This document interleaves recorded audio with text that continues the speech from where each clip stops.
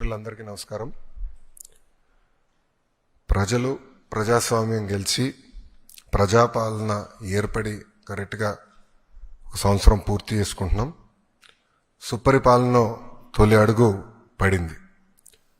విధ్వంస పాలన నుంచి ఏకంగా వికాసం వైపు మన ప్రభుత్వం ప్రయాణం ప్రారంభించింది.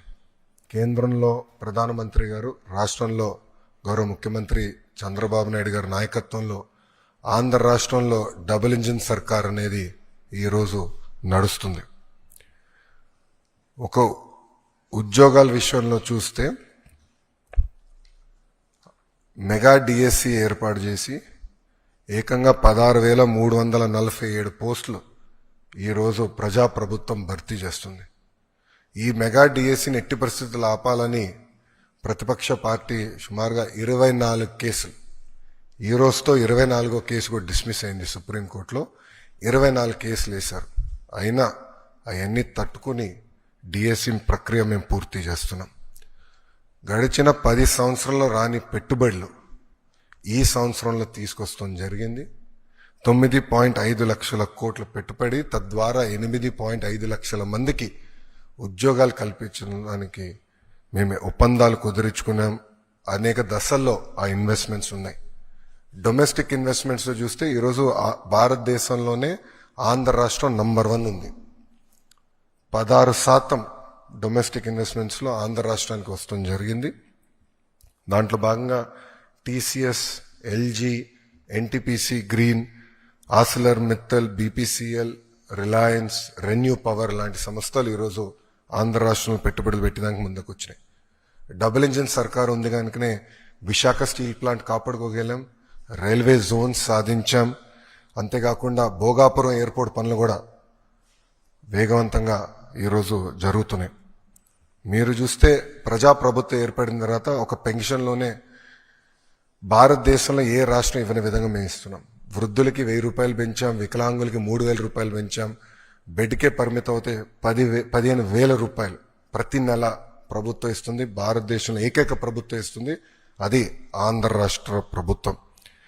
ఇంతేకాకుండా భారతదేశంలో ఎక్కడ లేని విధంగా 203 అన్న క్యాంటీన్లు ప్రజాప్రభుత్వం తిరిగి ప్రారంభించి ఈరోజు నడిపిస్తుంది. గౌరవ ముఖ్యమంత్రి గారు ఇప్పుడే చెప్పారు, ఆగస్టు 15 నుంచి ఉచిత బస్ విధానం కూడా మేము అమలు చేస్తున్నాం. దీపం పథకం ద్వారా ఇప్పటికీ 2 కోట్ల గ్యాస్ సిలిండర్లు ఉచితంగా ప్రజాప్రభుత్వం తెలుగింటి ఆడబడుచులకి అందజేస్తాం కూడా జరిగింది. దాంట్లో కొన్ని సవరణలు తీసుకొచ్చి ఏకంగా ఆ డబ్బులు డైరెక్ట్గా మహిళల అకౌంట్లో కూడా వేయాలని ఒక నిర్ణయం కూడా ప్రభుత్వం తీసుకుంటాం జరిగింది. ఈరోజు ముఖ్యమైన కార్యక్రమం తల్లికి వందనం. ఎన్నికల్లో మనం ఇచ్చిన హామీ నిలబెట్టుకుంటున్నాం. ఆనాడు చాలా స్పష్టంగా ఎంతమంది పిల్లలుంటే అంతమంది పిల్లలకి తల్లికి వందనం ఇస్తానని హామీ ఇచ్చాం. దాంట్లో భాగంగా జియో ఇచ్చాం. ఈ రోజు నుంచి డబ్బులు తల్లుల అకౌంట్లో కూడా పడతాయి. 13,000 రూపాయలు తల్లి అకౌంట్లో పడుతుంది. 2,000 రూపాయలు మెయింటెనెన్స్ గ్రాంట్ కింద స్కూల్స్లో మెయింటెనెన్స్ కోసం ప్రభుత్వం ఆ నిధులు కూడా ఖర్చు పెడతాం జరుగుతుంది. సో భారతదేశంలో ఎవరు చేయని విధంగా సంక్షేమ అభివృద్ధి కార్యక్రమాలు ప్రభుత్వం ఈరోజు చేస్తాం జరుగుతుంది.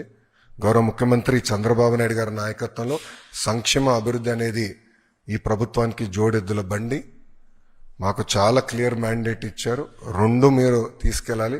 ఒక పక్కన ఉద్యోగాలు, ఉపాధి, అభివృద్ధితో పాటు సంక్షేమం కూడా చేస్తూ ప్రజలు ఏ ఆస్తి అయితే ఈ కూటమిని 94% సీట్లు ఇచ్చి గెలిపించారో ఆ ఆశని మనం నిలబెట్టుకోవాల్సిన బాధ్యత, నెరవేర్చాల్సిన బాధ్యత మా పైన ఉందని కేబినెట్ మీటింగ్లో కూడా గౌరవ ముఖ్యమంత్రి గారు చెప్తాం జరిగింది. సో ఈ తల్లికి వందనం కింద దాదాపు 60% కుటుంబాలలో 2 కన్నా ఎక్కువ మంది పిల్లలు ఉండటం జరుగుతుంది.